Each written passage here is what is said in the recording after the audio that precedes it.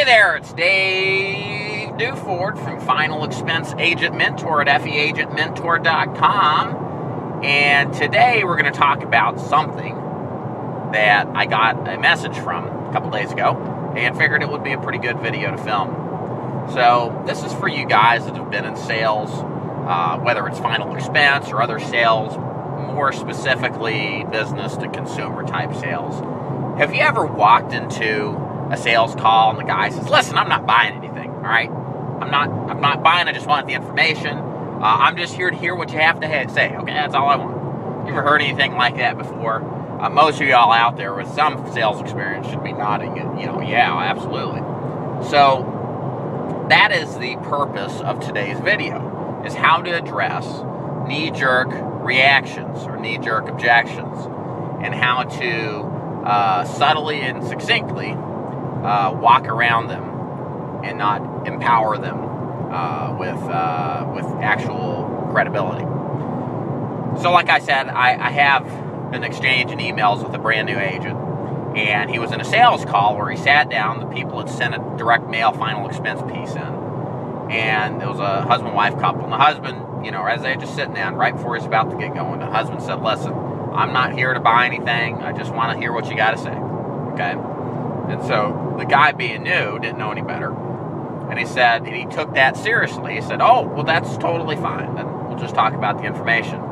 But he actually did what they asked, which is, delivered the information. He didn't talk about selling or buying it, or he didn't persuade them any further beyond that point. He took that objection at face value. So let's discuss why you should never do that. So first of all, this is my response to him in so many words. My response to him was basically, listen, how can somebody say they don't want to buy what you're selling when they don't know what exactly you're selling, right? They think they know, but as a sales professional, you're the one giving them the information, right? So that information would make a difference whether or not what you're selling is something they want to buy, right? Yeah, so the point is that those statements, first of all, you have to understand, are made from ignorance.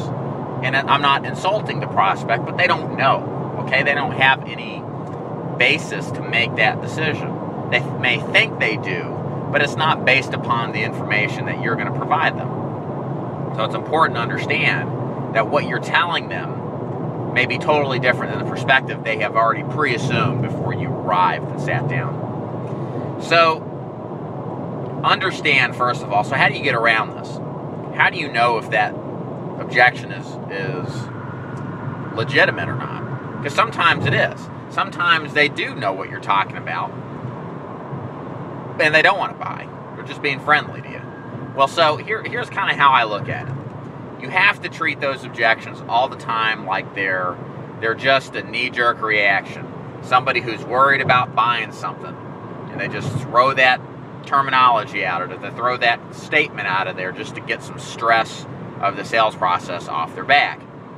It's a stress relief. That's how somebody will deal with their stress of an impending buying situation.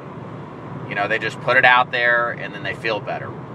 I mean, it's a good thing in a sense because it gets their stress level down.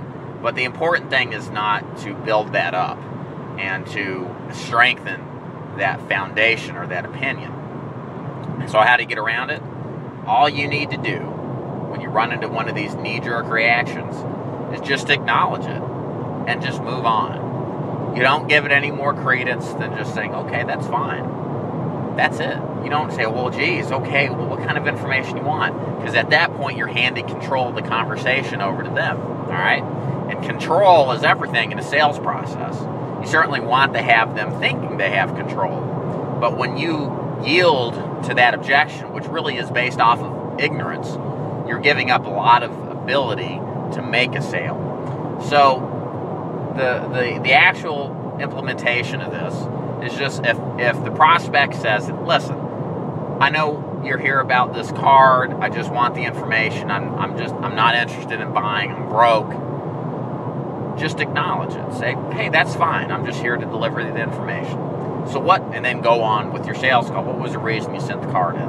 Don't spend any time making or building that knee-jerk reaction up any more than they have it in their own mind. But the important thing in continuation of that, to be clear, is that you got to continue the sales process as if nothing was ever said.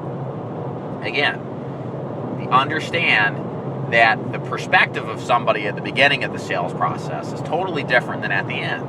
When you've spent time getting to know them, they are now like you, they know what you're talking about, they understand the information, they may be able to make an informed decision immediately. And you certainly want to ask them for that business. If you follow the sales steps I describe into describing why and how you sell is going to qualify these people to becoming prospects. If they're not prospects, then what will happen is that you won't talk to them at that point. But you don't know if they're not a prospect or they are, or if they are in that beginning when they do your knee-jerk reaction.